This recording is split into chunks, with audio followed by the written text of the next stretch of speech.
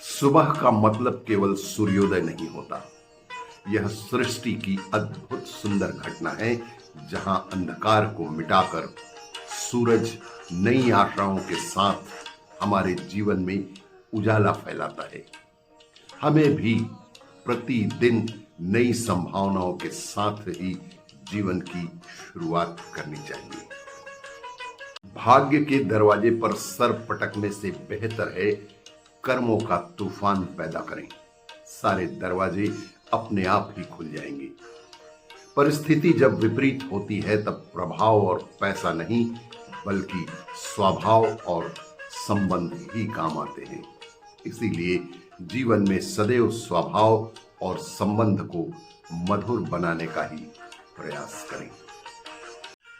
खुशी वह दवाई है जो किसी बाजार में नहीं मिलती, यह तो केवल अपने अंदर ही मिलती है। इसलिए हमेशा खुश रहें, मुस्कुराते रहें और जीवन में प्रतिदिन कुछ ऐसा अवश्य ही करें कि इससे दूसरों को भी खुश रहने और मुस्कुराने का अवसर मिले। यही जीवन की सबसे बड़ी उपलब्धि होगी। श्री अवधेशानंद आध्यात्मिक गुरु कहते हैं कि श्रद्धा समर्पण भगवत प्राप्ति के आरंभिक सोपान है। जीवन की समस्त विशिष्टताएं, ज्ञान, निष्काम कर्म श्रद्धा द्वारा ही फलीभूत होती है। श्रद्धा अत्यंत करेण्य तत्व है जिसके द्वारा पाषाण में भी देवत्व प्रकट किया जा सकता है। इसीलिए सदैव ही श्रद्धावान रहें।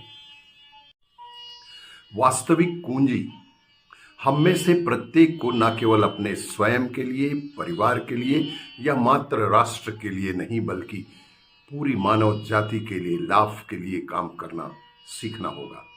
सार्वभौमिक उत्तरदायित्व मानव अस्तित्व की वास्तविक कुंजी है। यह विश्व शांति के लिए सबसे अच्छा आधार है। आने वाली पीढ़ी को सार्वभौमिक उत्तरदायित्व का प्रशिक्षण भी देना होगा। न्यूज़पेपर हम प्रतिदिन पढ़ते हैं और इस शब्द का इस्तेमाल भी प्रतिदिन करते हैं। तो आइए जानते हैं क्या है इस शब्द के मायने। North, east, west, south, past and present event report इसके मायने हैं। अहिरण्य मनलम वंदे समृद्धम विश्वतो मुखम।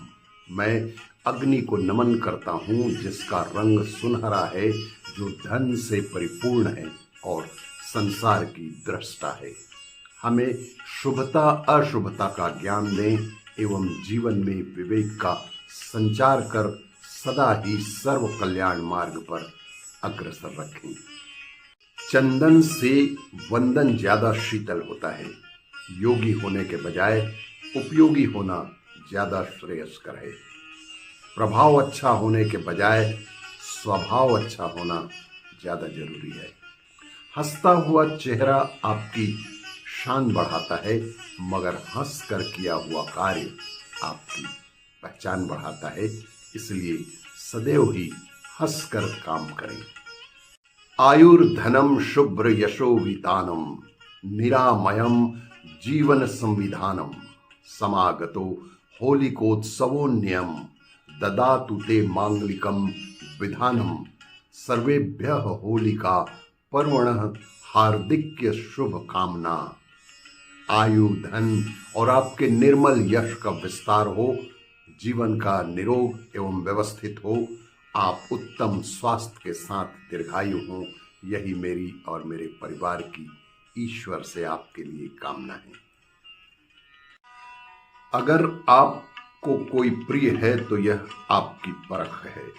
अगर आप किसी को प्रिय हो तो यह आपकी उपलब्धि है।